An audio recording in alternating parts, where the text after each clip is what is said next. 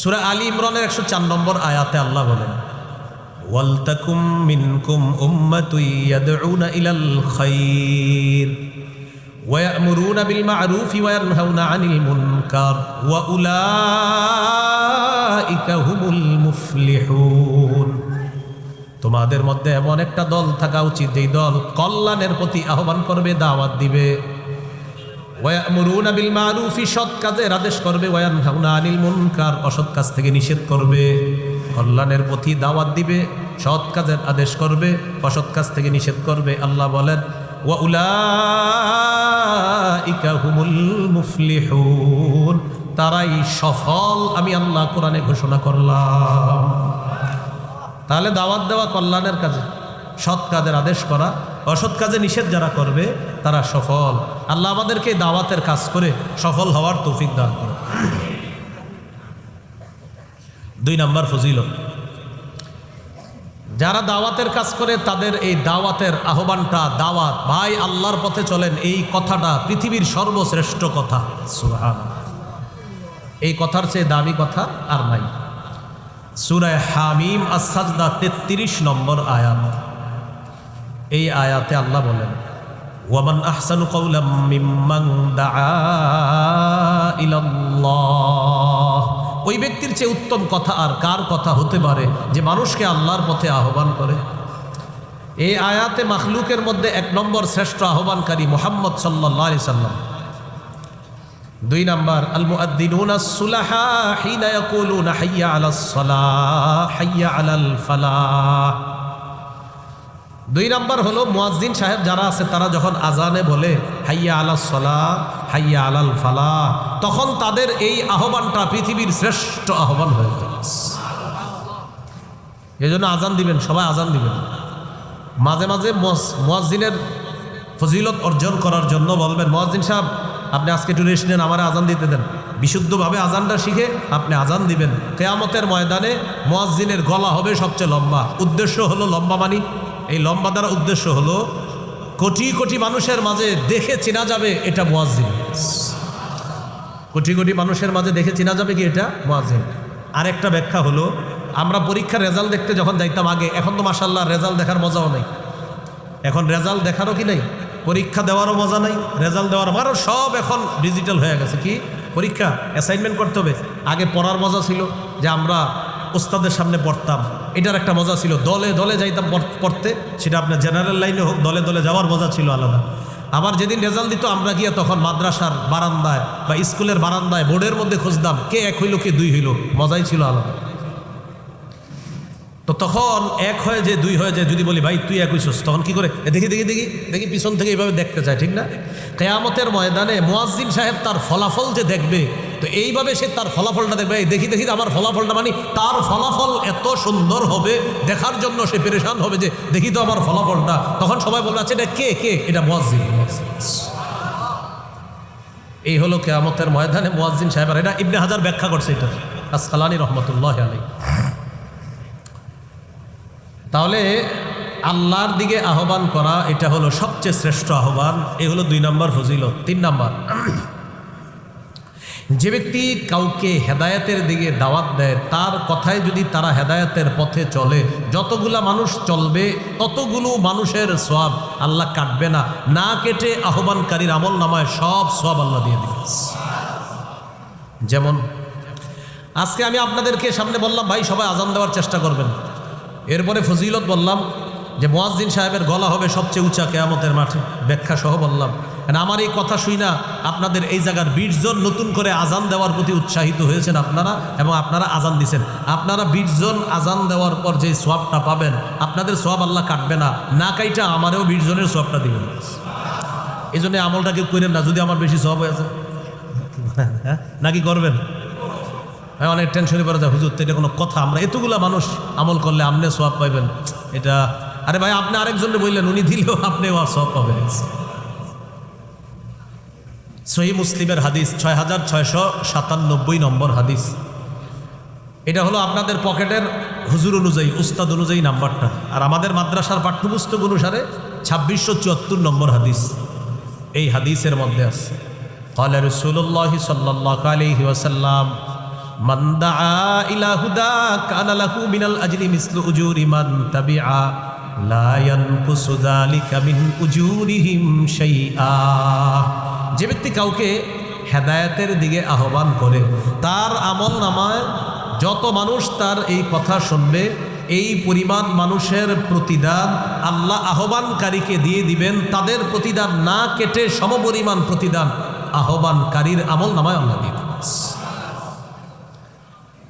আহা, পরে কি বলে দেখেন, মান দাআ ইলা দালালা কানা আলাইহি মিনাল ইসমি মিসলু আসামি মান তাবিআ। কেউ যদি কাউকে পথভ্রষ্টতার দিকে আহ্বান করে, যতজন মানুষ পথভ্রষ্ট হবে ওই মানুষগুলার গুনাহ তো হবে, ওই পরিমাণ গুনাহ আপনিও পাবেন। এখন চিন্তা করেন, যারা সিনেমা হল বানায় বা কোনো গুনাহের সূচনা করে বড় বড় গুনাহের সূচনা করে দিছে, বাস এই গুনাহ মানে তার ইনভেস্ট হলো গুনাহ, মানে আপনারা গুনাহ করবেন, এটা হলো তার টাকা কামাই, মানে গুনাহ কইরা টাকা কামাই করা। আর হজে যায় প্রতি বছর আর বলে এটা আমার 44তম হজ, এটা আমার 43তম, এটা আমার 32তম, 32 না, আপনি 32,000তম করেন। আবিষ্কার করছে কিসের? গুনাহ পাপের। তাহলে পাপ চালু কইরা দিয়া আবার এখান থেকে আপনার হজ করা, উমরা করা চালু করছে কি? পাপ। বলেন, চালু করছে কি? পাপ। যতজন পাপ করবে সেই পরিমাণ পাপীদের পাপ তার আমল নামায় আল্লাহ দিয়ে দিবে। নাউজুবিল্লাহ। তাহলে 3 নাম্বার ফজিলত, যারা দাওয়াত দিবে তাদের সওয়াব, যাদের আহ্বানে তার আহ্বানে যারা সাড়া দিবে আল্লাহ এই পরিমাণ সওয়াব দান করবে। আরেকটা হাদিস শোনেন, আপনাদের এই জায়গায় আমি আসতেছি, তো আসার সময় এক জায়গায় জ্যামে আটকে গেছি মনে করেন, তো এখান থেকে বলা হলো ভাই আমি তো জ্যামে আটকে গেছি, 1 কিলো দূরে আছি, এই 1 কিলোমিটার জ্যাম ছুটতে 1 ঘন্টা লেগে যেতে পারে। আমাদের দেশে এরকম হয়, 1 ঘন্টা 1 কিলো আধা কিলো জ্যাম আপনার 1-1.5 ঘন্টাও চলে যায়। গতকালকে আপনার মানে 100 মিটারও হবে না, সামান্য একটা জায়গা 48 মিনিট এক জায়গায় বসা। কয় মিনিট? 48 মিনিট এরকম হয়ে যায় অনেক সময় জ্যামে পড়লে। তাই বললাম আমি তো জ্যামে পড়ছি, একটা মোটর সাইকেল নিয়ে আসেন, টান দিয়ে নিয়ে যান, তাহলে বাকি আমারে কিন্তু কখনো মোটর সাইকেল উঠানোর চেষ্টা করেন, আমি স্বপ্নেও মোটর সাইকেল উঠতে চাই না। এটা এমনি বললাম উদাহরণ, কীভাবেও না, স্বপ্নেও না, বাস্তবে তো নাই, স্বপ্নেও না। হ্যাঁ, তো আমি বললাম যে একটা মোটর সাইকেল নিয়ে আসেন, টান দিয়ে নিয়ে যান। আমার আম্মার নিষেধ আছে, এই জন্য আম্মার একটা নিষেধ আছে, দ্বিতীয়ত আমি যে কোনো কারণে সাইকেল মোটর সাইকেল কঠিন ভয় পাই। হ্যাঁ, তো আপনারা কেউ মোটর সাইকেল দিয়ে আনতে গেলেন, আনতে যাওয়ার পর যিনি মোটর সাইকেল দিবে তার কাছে মোটর সাইকেল নাই। আমি ফোন দিছি, আপনি মোটর সাইকেল নেন। হুজুর আমার তো মোটর সাইকেল নাই। তাহলে যার আছে তাকে পাঠিয়ে দেন। তো উনি কি করলেন, নিজে মোটর সাইকেল দিতে পারে নাই, এমনি একজনের কাছে পাঠাইছে, ভাই তুমি একটু মোটর সাইকেলটা নিয়ে যাও, হুজুরে দেখো আনা যায় কিনা। তাহলে এক ব্যক্তি মোটর সাইকেল নিজে দিতে পারে নাই, আরেকজনকে শুধু বলছে তার মোটর সাইকেলটা নিয়ে যাও। তাহলে একজনে দিতে পারে নাই, রাস্তা দেখায় দিছে তার কাছে যাও, সে হয়তো দিতে পারবে। বাস্তবিকই সে দিল। দেওয়ার পর যে আলেম আসবে তাকে আনলেন, আনার পর তিনি বয়ান করলেন। এই যে সবগুলা এর মাঝে হয়ে গেল, প্রথমে রাস্তাটা যিনি দেখায় দিলেন আল্লাহ তাকেও সব দেন। আবু দাউদের হাদিস। নবীজির কাছে আপনারা ভাবছেন যে হুজুর এটা কোনো কথা? হ্যাঁ, ওই যুগের বাহন এই যুগের মোটর সাইকেল, ওই যুগের ঘোড়া এই যুগে মোটর সাইকেল। হ্যাঁ, রাসূলুল্লাহ সাল্লাল্লাহু আলাইহি সাল্লামের কাছে এক সাহাবী গেলেন, যাওয়ার পরে বললেন ইয়া রাসূলুল্লাহ ইন্নী উবদিআ ফাহমিলনি, আমার বাহন নাই, আমাকে একটা বাহনের ব্যবস্থা করে দেন। রাসূলুল্লাহ সাল্লাল্লাহু আলাইহি সাল্লাম বললেন লা আজিদু মা আহমিলুকা আলাইহি, তোমাকে দেওয়ার মতো কোনো বাহন আমার কাছে নাই, তোমাকে দেওয়ার মতো বাহন আমার কাছে নাই। ওয়ালাকিন ইতি ফুলাদান ফালাল্লাহু আইয়াহমিলাকা, অমুকের কাছে যাও, সে তোমাকে বাহনের ব্যবস্থা করে দিল। তিনি গেলেন তার কাছে, যাওয়ার পর তিনি তাকে বাহনের ব্যবস্থা করে দিলেন। তিনি বাহন নিয়ে আসলেন, আসার পর বললেন নবীজির কাছে যে আমাকে যার কাছে পাঠাইছেন তিনি আমাকে বাহন দিয়েছেন।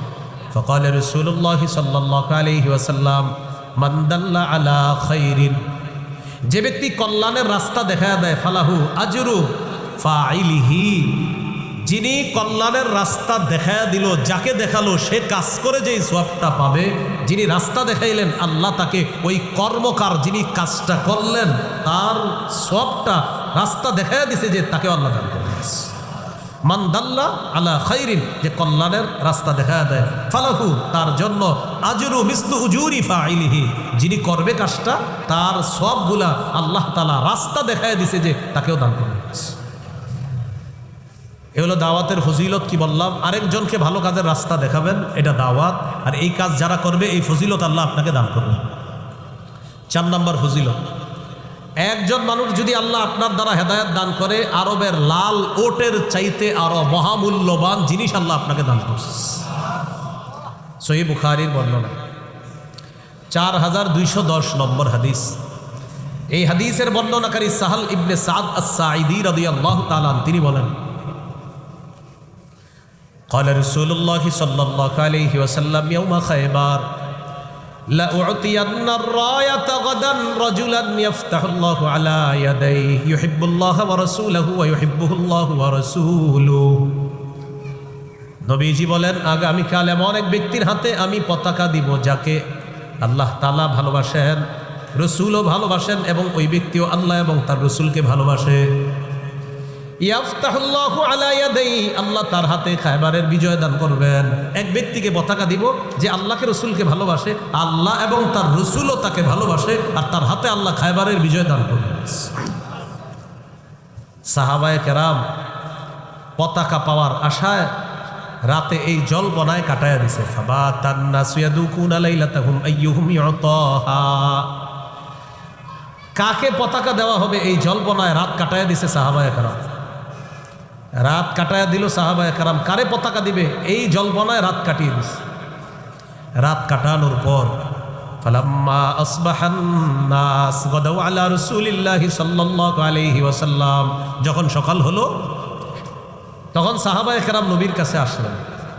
আসার পর রাসূলুল্লাহ সাল্লাল্লাহু আলাইহি সাল্লাম বললেন, আইনা আলী ইবনু আবি তালেব, আলী কোথায়? সাহাবীরা জবাব দিলেন, হুয়া ইয়াশতাকি আইনাইহি ইয়া রাসূলুল্লাহ, হুজুর হযরত আলীর চোখে সমস্যা। আলীর চোখে কি সমস্যা, এই জন্য আসে নাই। রাসূলুল্লাহ সাল্লাল্লাহু আলাইহি সাল্লাম বললেন, লোক পাঠাও, আলীকে বলো আসতে আমার কাছে। আলী রাদিয়াল্লাহু তাআলা আনহু আসলেন। আসার পর রাসূলুল্লাহ সাল্লাল্লাহু আলাইহি সাল্লাম কি করলেন? ফাবাসাকা ফি আইনাই, হযরত আলীর দুই চোখের মধ্যে থুতু মুবারক লাগায় দিয়েছে। ওয়া দাআলা, হযরত আলীর জন্য দোয়া করলেন। আলী রাদিয়াল্লাহু তাআলা সম্পূর্ণ সুস্থ হয়ে গেলেন। কাআন লাম ইয়াকুন বিহি ওয়াজাউন, সাহাবীরা বলেন হযরত আলীর চোখের দিকে তাকায়া দেখলাম আলীর চোখ দুইটা এমন ভাবে সুস্থ হয়ে যায় যেন আলীর চোখে কোনোদিনও অসুস্থতা হয় নাই। দুই চোখ এমনভাবে সুস্থ হয়ে যায় যেন কোনোদিনও অসুস্থতা হয় নাই। তো আলী রাদিয়াল্লাহু তাআলা আনহুকে নবী পতাকা দিলেন। আলী রাদিয়াল্লাহু তাআলা আনহু গেলেন নবীর কাছে, অনুমতি চাইলেন, হুজুর কাতিলুন নাস হাত্তা ইয়াকুনু মিসলানা, আমি লড়াই করব কতক্ষণ? যতক্ষণ তারা আমাদের মতো মুসলিম না হবে ততক্ষণ। নবী বললেন, শোনো, উনফুজ আলা রিসলিকা হাত্তা তানজিলা বিসাহাতিহিম, তুমি আপন অবস্থায় যাও, এই অবস্থায় গিয়ে তাদের আঙিনায় তুমি অবতরণ করবা, তাদেরকে তুমি ইসলামের প্রতি আহ্বান করবা। আলী শোনো, লা ইয়াহদিয়াল্লাহু বিকা রাজুলান ওয়াহিদান খায়রুল লাকা মিন আইয়াকুনা লাকা হুমুরুন নাআম, তোমার মাধ্যমে একজন ব্যক্তিকে আল্লাহ হেদায়েত দান করা আরবের মহামূল্যবান লাল ওট তোমার জন্য হওয়ার চাইতেও আরো বেশি উত্তম। এই হলো 4 নাম্বার ফজিলত। দাওয়াতের ফজিলত নাম্বার 5, যে ব্যক্তি দাওয়াত দিবে, নবীর কথাগুলা যে পৌঁছায়া দিবে, সাথে সাথে ওই ব্যক্তি আল্লাহর নবীর একটা দোয়া পেয়ে যাবে। আমি আজকে যতগুলো আয়াত আর হাদিস বললাম, আমার ইয়াকিন, আমার বিশ্বাস এবং আমি আল্লাহর কাছে আশাবাদী, আল্লাহ আমাকে প্রতিটা আয়াত আর হাদিস বলাতে আমার নবীর দোয়ার অংশীদার আমাকে বানাইছে। তিরমিজির হাদিস 2657 নম্বর হাদিস, 2657। قال رسول الله صلى الله عليه وسلم نضر الله امرأ سمع منا فبلغه كما سمع, ওই ব্যক্তিকে আল্লাহ উজ্জ্বল করুক, আলোকময় বানায়া দেখ, যেই ব্যক্তি আমার কথা শুনলো, জানলো আর অন্যের কাছে যেভাবে শুনেছে জেনেছে পৌঁছায়া দিল, আল্লাহ যেন তাকে উজ্জ্বল করে দেয়, আল্লাহ যেন তাকে আলোকিত করে দেয়। এই গেল 5 নাম্বার ফজিলত। তাহলে 6টা কথা শিখলাম। কয়টা বলেন তো? 6টা। 6 নম্বর আলোচনা চলতেছিল দাওয়াতের ফজিলত। 7 নম্বর আলোচনা দাওয়াত না দেওয়ার পরিণতি। আপনাদের এই এলাকায় একটা অপকর্ম শুরু হয়েছে, আপনারা এই অপকর্মটা বাধা দিতে সক্ষম ছিলেন, ওলামায়ে হজরত সবাই মিলে বাধা দিতে সক্ষম ছিলেন, কিন্তু বাধা দেন নাই। সক্ষমতা থাকা সত্ত্বেও বাধা দেন নাই। নবী বলেন তাদেরকে জানায় দাও কিয়ামতের আগে, মরণের আগে তাদেরকে আল্লাহ গজব দিবে, গজব। যারা সক্ষমতা থাকা সত্ত্বেও হারাম কাজে বাধা দেয় নাই, আল্লাহ তাদেরকে কঠিন আযাব দিবে মরার আগে, এটা জানায় দাও।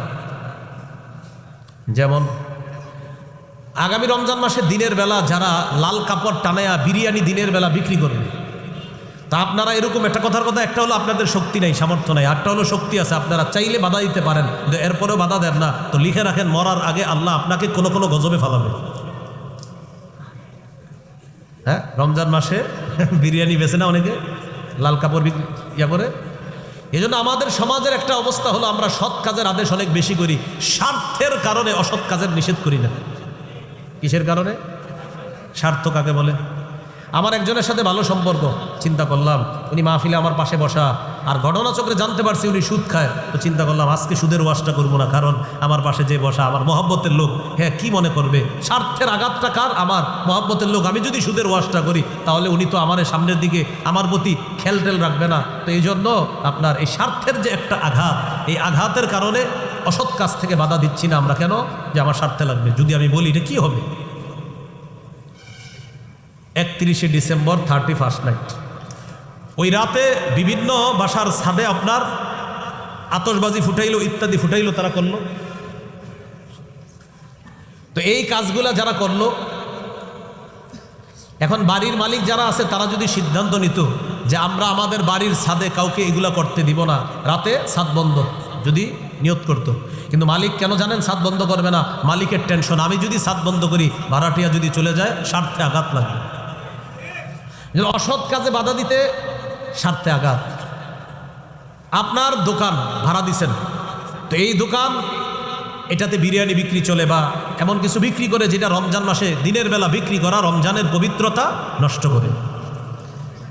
এখন আপনি হজ করছেন, 20-25 বার হজ করছেন আপনি, মাশাআল্লাহ, ভালো কথা। হ্যাঁ, কিন্তু আপনি এই যে দোকানে হারাম কাজটা হইতেছে এটা আপনি বাধা দেন না কেন?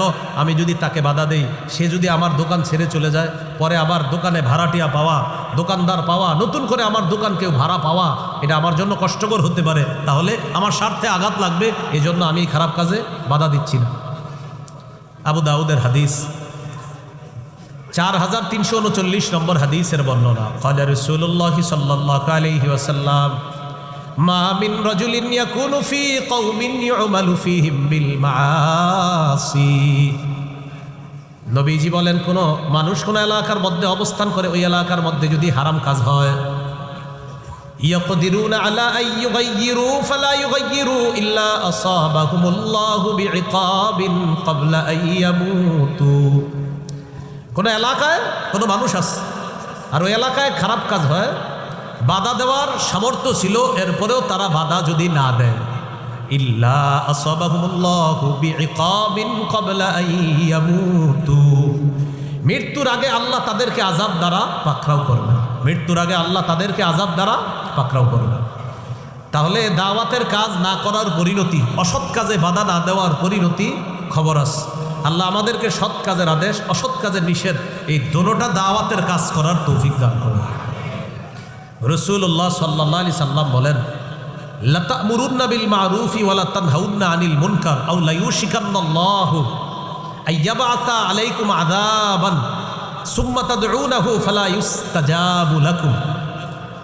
অবশ্যই তোমরা সৎ কাজের আদেশ করবা, অসৎ কাজের নিষেধ করবা, অন্যথায় আল্লাহ তোমাদের উপর আযাব দিবেন। আর তোমরা আল্লাহর কাছে দোয়া করবা, সেই দোয়া আল্লাহ তখন আর কবুল করবে না যদি অসৎ কাজের নিষেধ তোমরা ছেড়ে দাও। তাই রাসূলুল্লাহ সাল্লাল্লাহু আলাইহি সাল্লাম বলেন, তোমাদের মধ্যে কেউ যদি কোনো অপছন্দনীয় কাজ দেখে, ফাল্যুগাইয়িরহু বিয়াদিহি।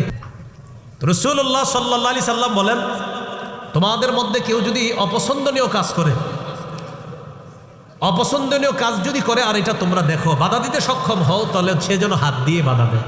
ফাইল্লাম ইস্তাতি ফাবিলিসানিহি, হাত দিয়ে না পারলে জবান দিয়ে প্রতিবাদ করবে। এখন দেখেন কি বলে, ফাইল্লাম ইয়াস্তাতি ফাবি কলবিহি, জবান দিয়ে না পারলে কলব দিয়ে কি করবে বলেন সবাই, কি করবে? ঘৃণা করবে। কি করবে? এখন ঘৃণা করা মানে কি? আল্লাহুম্মা বিসমিকা আমুতু আহিয়া, মানে ঘৃণা করলেন আর ঘুমাই রইলেন যে না বাস যা করার করুক আমি, না। কলবুন কেন বলছে? ফাবি কলবিহি কেন বলছে নবী? কলব দিয়ে ঘৃণা মানে কেন বলছে এটা? যে অন্তর দিয়ে। কেন কলব কেন বললো? কলব এই কারণে বলে, পরিকল্পনা কোথায় হয় বলেন, পরিকল্পনা কোথায় হয়? হ্যাঁ, কলব এই কারণে বলছে, হাত দিয়ে পারো নাই জবান, জবান দিয়ে পারো নাই কলব। কলব মানে পরিকল্পনা করো কিভাবে এই খারাপ কাজ বন্ধ করা যায়, তাই বলছে কলব। আল্লাহ আমাদেরকে মনে রাখার তৌফিক দান করেন।